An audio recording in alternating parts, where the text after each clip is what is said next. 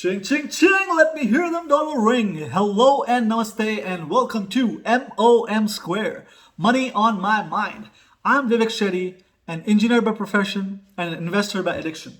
If you and I share the same addiction, we are on the right page. Yes guys, we are on the right YouTube page. And while you're there, do not forget to hit the subscribe button and click on the bell icon. Guys, today's topic is on a subject, or it's based on a question that was thrown at me on a couple of different platforms, on Twitter, on YouTube, in the comment section, which forced me to look into it. And it didn't take me much to find out that there is not a whole lot of content or clarity on what would be happening. Okay, and obviously, let me clarify. The question was with regards to PSTH options. Okay. We all know how complicated the PSTH deal itself was, which, by the way, I've made a video to talk about what the merger, I've explained the merger and the different components of this deal, okay?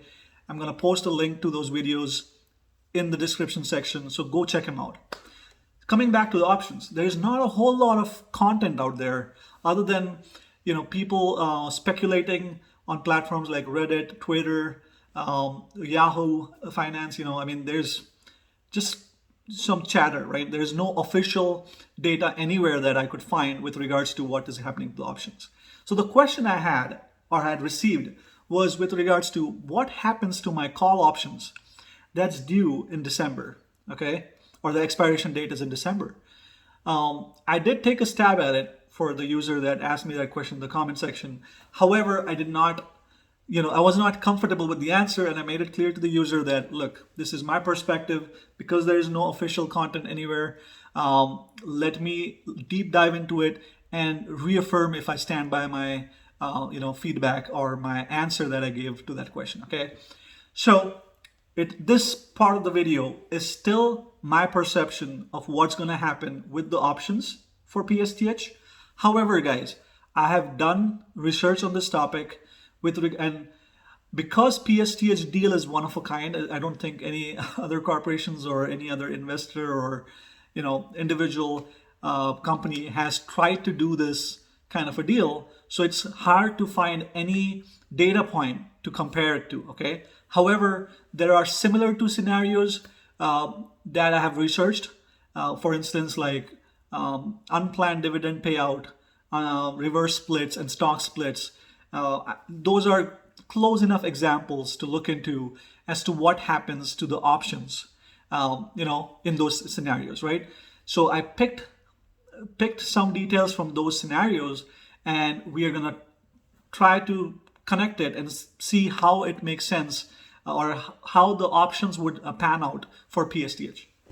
So guys, let's deep dive into it. Okay, so I got into an example where there was a split happening, a split of a stock. Let's take an example of XYZ company that's trading at $50 today, okay? And they had a split, basically 2:1 split, okay? So for every one stock you own, you will get two stocks of that XYZ company. Okay, let's take that example. So if you had, and that particular split is going to happen in, let's say, 1st of July.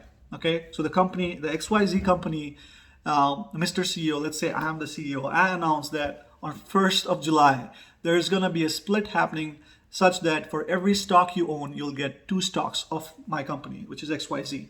Okay, there is options already trading in the market for XYZ.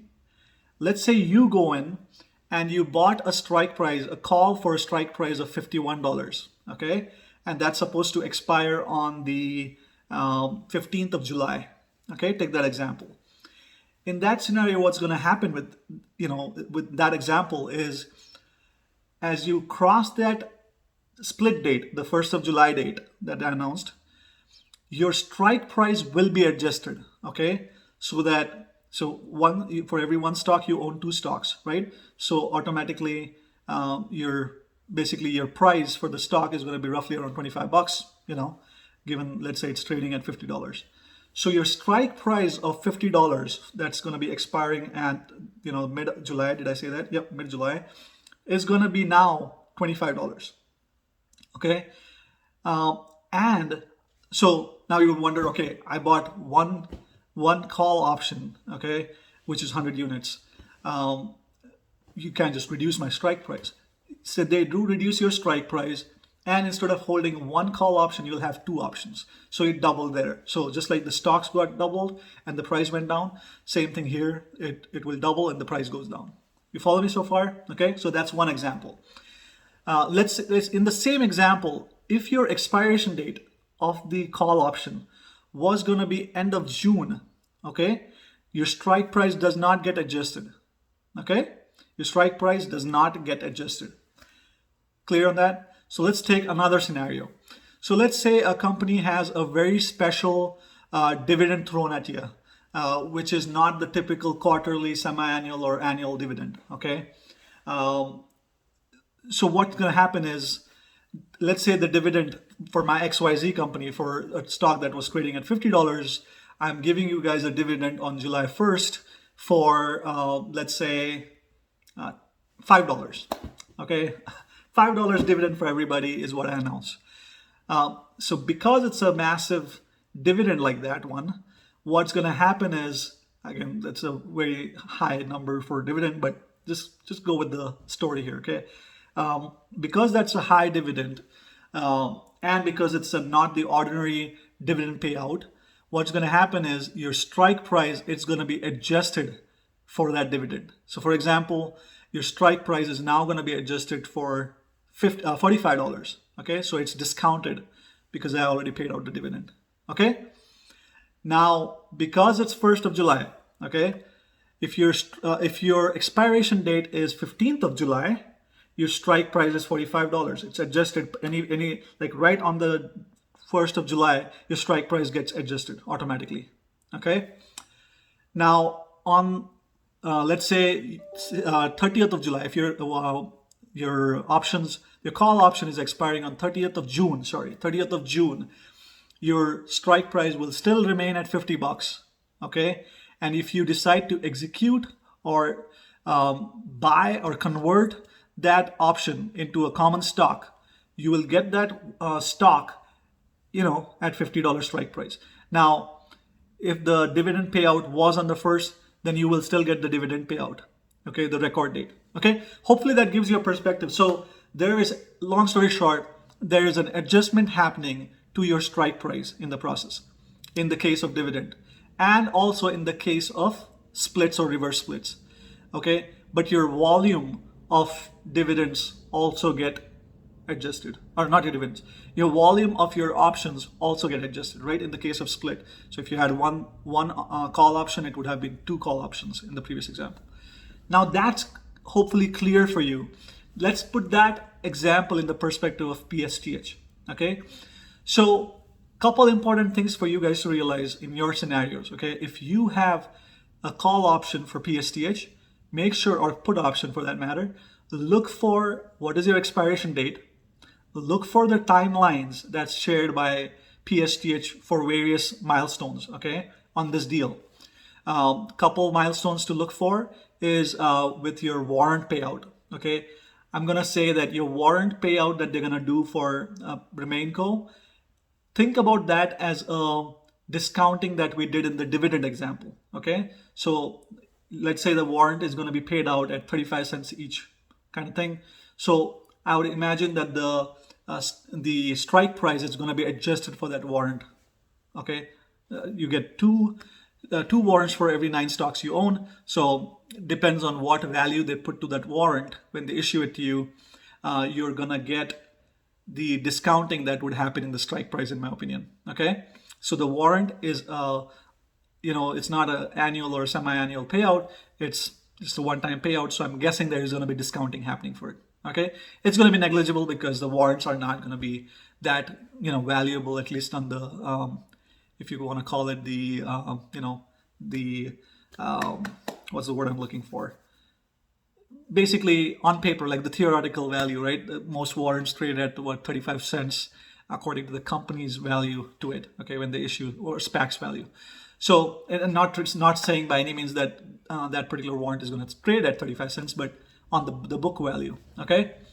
So that was the one milestone. The second milestone you want to look out for is RemainCo. Now, I don't believe there will be adjustments happening for the RemainCo portion of it to your strike price. Okay, but there could be. Okay, the reason I don't think there's gonna be an adjustment happening is because there is no way they can pen down a value to that RemainCo warrant as well. So technically, not RemainCo. What am I saying? Your warrant for SPARC. Okay, your SPARC warrant. So we talked about the first milestone, which is your RemainCo warrants. I do think there will be discounting to your strike price happening there. So there will be an adjustment happening there. The second will be your warrant for SPARC. I don't believe there will be adjustment happening, but if there is going to be one happening, it's going to be in that 35 cents to 75 cents range of discounting to the strike price. So to play it safe, I would discount both of them so far. Then your main milestone date is going to be your end of November and early December, when they will be issuing you the UMG shares. Okay, that's a milestone date to remember, because I do believe that is the date where your PSTH ticker symbol value changes back to more like 550 or so, right?